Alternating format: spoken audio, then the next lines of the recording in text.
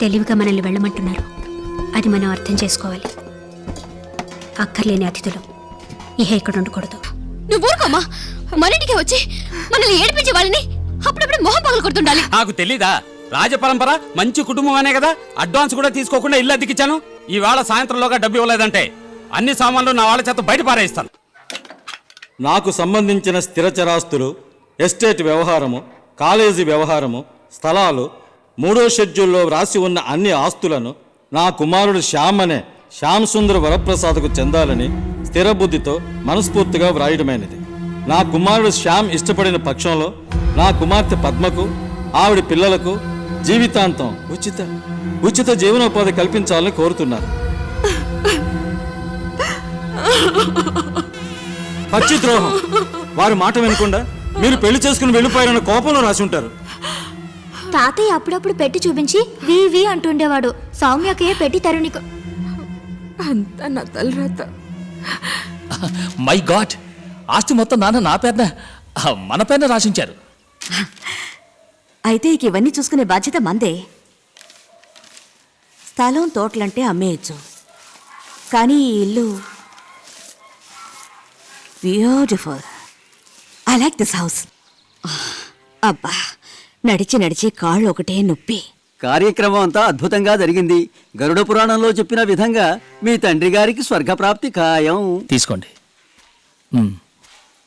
ఇంద్రభవనం లాంటి ఇల్లు ఎవరు చూసుకుంటారు? మీరే. ఇవన్నీ బాధ్యతగా చూసుకోవడానికి ఎవరున్నారు? ఇక్కడున్న వాళ్ళకి ఇంటి విలువ తెలీదు. చూడండి కప్పులన్నీ ఎలా ఉన్నాయో. మీనాక్షి, నిన్నే ఇలా రా. ఆ కప్పులన్నీ తీసుకెళ్ళి కిచెన్లో పెట్టు. తర్వాత మీనాక్షి, అలాగే మేడ మీదకి వెళ్ళి నా తడి బట్టలన్నీ పిండి చక్కగా ఆరే.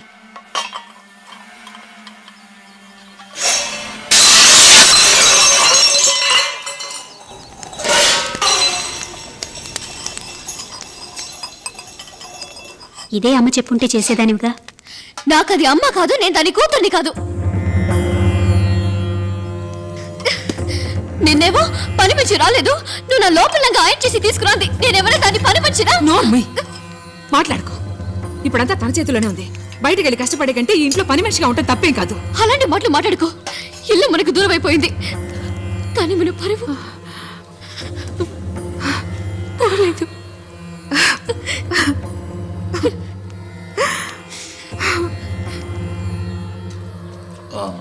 లల్లి,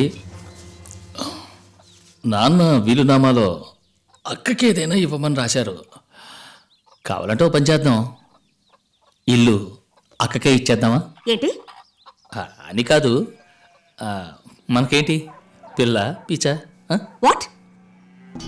ఏంటేంటేంటేంటి? దానికి నేను కారణమా? నా ఫాల్టా అది? మెడికల్ రికార్డ్స్ ఉన్నాయి, చూపించరా? ఓకే ఓకే కాదు, అక్క అడగటానికి జంకుతోంది. ఒక 40,000 రూపాయలు ఇద్దామే, ఒక 20,000 రూపాయలు,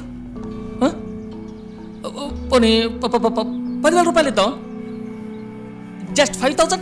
ఎందుకంటే తలకు 1,000 రూపాయలు ఇస్తున్నా కూడా 4,000 రూపాయలు అవుతుంది. 2,000 రూపాయలు ఇచ్చే బదులు అసలు కూడా ఉండొచ్చు. ఎందుకంటే ఈ 2,000 రూపాయలతో నలుగురు ఎలా తింటారు, కుటుంబాన్ని ఎలా రన్ చేస్తారు? ఎవరు తినడానికి కష్టపడక్కర్లేదు. ఇన్ని సంవత్సరాలుగా దోచుకున్నారుగా, స్కూల్లో, కాలేజీలో, పొలాల పంటల్లోనూ. వెండి సామాన్లు అయితే అసలు లెక్కకే రాలేదు. అలాంటిదేం కాదు, ఏదో మిస్ అయ్యి ఉంటాయి. Excuse me, computer centre course details అన్నీ వచ్చాయి. ఓకే, ఎక్కడ సైన్ చేయాలి? లేదు మేడం, ఇన్ఫర్మేషన్ కోసం మీకు చూపించాం. యాక్చువల్గా లలిత మేడం ఒక ఎక్స్పీరియన్స్ ఉన్న ప్రిన్సిపాల్ని వెతుకుతున్నారు. ఇక మీద సంతకాలన్నీ కొత్త ప్రిన్సిపాల్ గారు పెడతారు. మరి నేను? కాదు, మీకు కష్టంగా ఉంటుందేమోనని కంప్యూటర్ సెక్షన్ మాత్రం చూడమన్నారు. నాతో ఎందుకు చెప్పలేదు? ఏం చేస్తున్నారు ఇక్కడ? ఎందుకు పూజ? దేవుడి ఫోటోలు వద్దనుకుంటే నాకు ఇవ్వచ్చుగా. బుద్ధున్నా మీకు? ఇలాగా చేసేది? అమ్మా, వాళ్ళకి బుద్ధి లేకేం కాదు, తెలివిగా మనల్ని వెళ్ళమంటున్నారు. అది మనం అర్థం చేసుకోవాలి. అక్కర్లేని అతిథులు ఇహ ఇక్కడ ఉండకూడదు. అమ్మా, ఒకటి మనం వాళ్ళని ఎదిరించి పోరాడాలి, లేదా ఊరు వదిలిపోవాలి. కానీ మన ఈ ఊళ్ళోనే వేరే ఇంట్లో ఉంటే తాతయ్యకు అవమానం. ఉన్నట్టుండి వెళ్ళాలంటే ఎక్కడికి వెళ్తాం? మనం ఏం చేయగలం అమ్మా? అమ్మా, నా దగ్గర చదువు ఉంది, దాని దగ్గర సంగీతం ఉంది. ఇంక దిగులేందుకు? మనం హైదరాబాద్ వెళ్దాం.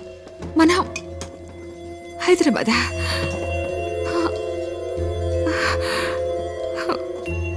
Totally we need 3000 square feet.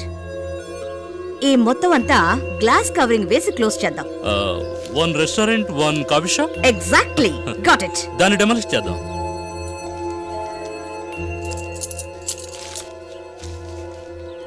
ఏంటి, ఎందుకు ఏడుస్తున్నావు? మీ అమ్మాయి చేత తప్పుడు లెక్కలు రాయించి ఆస్తంతా కాజేయాలని చూసావుగా, ఏమైంది? మీ అమ్మాయి దురదృష్టం ఇప్పుడు నా ఇంట్లో జిగింటేస్తుందా? నీ ఇష్టం వచ్చినట్టల్లా మాట్లాడకు. నేనేమీ అబద్ధపు లెక్కలు రాయలేదు. అది నమ్మటానికి నువ్వేం చిన్నపిల్లవు కాదు. సౌమ్య, ఇంట్లోకి వచ్చి మనసుని విరిచి ఇప్పుడు ఏంటినే ముక్కలు చేయబోతున్నారు. తాతయ్య ఆత్మ మిమ్మల్ని క్షమించదు. మీరు ఊరుకోమ్మా. నువ్వు ఊరుకోమ్మా. మన ఇంటికి వచ్చి మనల్ని ఏడిపించే వాళ్ళని అప్పుడప్పుడు మొహం పగలు కొడుతుండాలి. ఏమన్నావు? మానిల్లా? ఇది ఎప్పుడు శ్యామిల్లు, ఇప్పుడు నా ఇల్లు. ఇప్పుడు మీరందరూ అనాథలు. ఎవరు అనాథలు?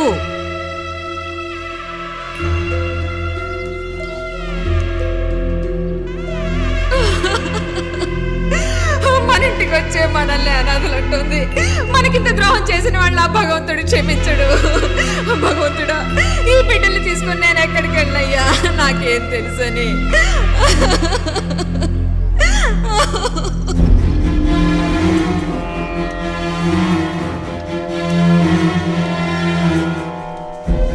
అమ్మా, నేను వస్తానమ్మా.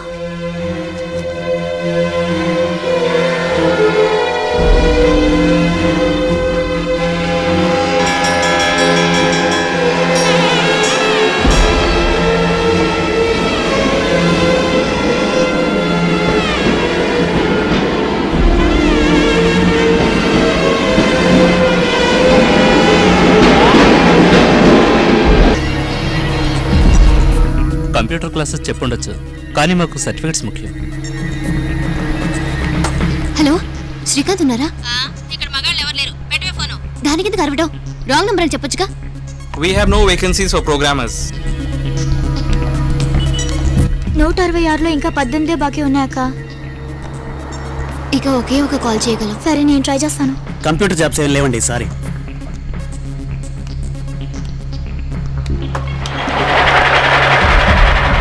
పద, జాగ్రత్త.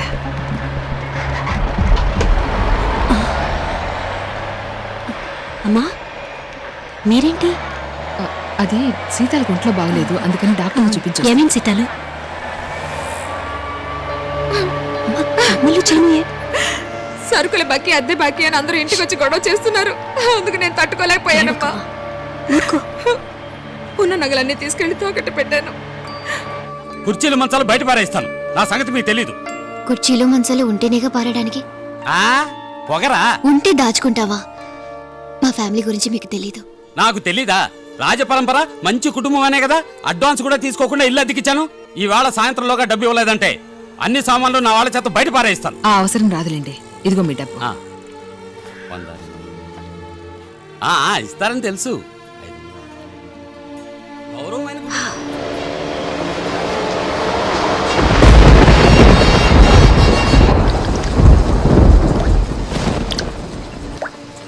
ఉన్నవి తాకట్టు పెట్టి ఈ నెల గడిపేశాం. వచ్చే నెల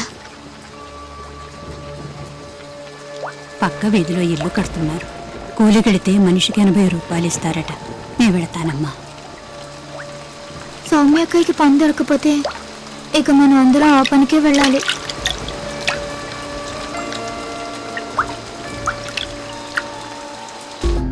ఇల్లు వాకిలి అమ్మేసి కోర్స్ ఫినిష్ చేసి ఇక్కడికి వస్తారు. బట్ Y2K ప్రాబ్లం సాల్వ్ అయిపోయింది. We're out of trouble. So ఉన్న ప్రోగ్రామర్స్తోనే మేము మేనేజ్ చేసుకుంటున్నాం. Sorry, we don't take any new programmer గానీ కాదండి. I'm ready to do any job. మీ ప్రాబ్లం నాకు అర్థమైంది. కోర్స్ ఏది చెయ్యకపోయినా ప్రోగ్రామ్ చేశారు, ప్రిన్సిపల్గా ఉన్నారు. బట్ ఇప్పుడు ఇక్కడున్న వర్క్ అల్లా టెలిఫోన్ ఆపరేటర్ పని. దానికి మీరు యు ఆర్ ఓవర్ క్వాలిఫైడ్. లేదు sir, any job I'm ready to do. Are you sure? ఇప్పుడే జాయిన్ అవుతాను. Good morning digital waves. Just a moment.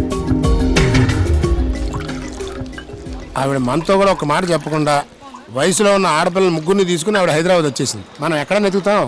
ఆవిడ సొంత తమ్ముడిని సహాయం అడగలేదు, మనల్ని అడుగుతుందా? అందుకని ఇలాగా సార్, వేడిగా అరటి పువ్వు వాడలు ఒక ఆవిడ స్పెషల్గా వేస్తున్నారు.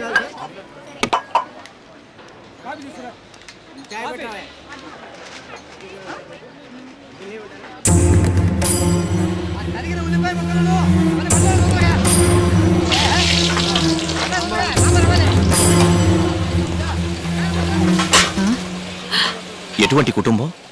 మీకేమైనా తలరాత? ఇక్కడికి వచ్చి పనిచేస్తున్నారు? ఏమ్మా మాతో ఒక మాట చెప్పొచ్చు కదా, అంత పరాయి వాళ్ళం అయిపోయామా? మా కష్టం మాతోనే పోవాలని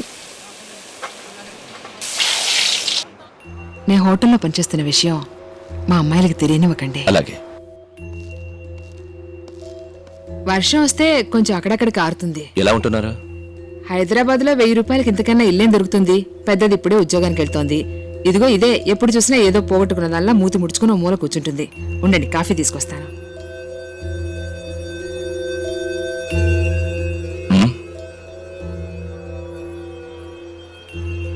అక్క మాత్రమే జాబ్ చేస్తోంది, నేను ఖాళీగా ఉన్నాను. నాకు పిచ్చి పట్టేటుంది. మేజర్, నాకేదైనా వర్క్ చూపించరా? వాళ్ళు రాలేదు వీళ్ళు రాలేదని ఆపకూడదు. ఒంట్లో బాలేదని మనసు బాలేదని బతికించకూడదు. చిత్తశుద్ధితో చేయాల్సిన పని చేస్తావా?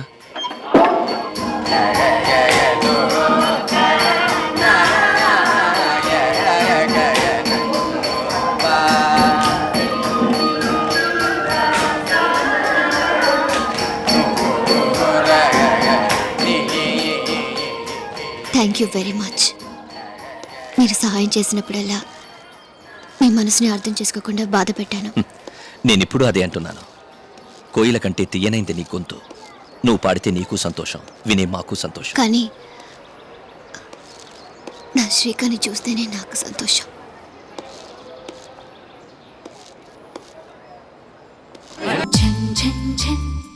తెలుగు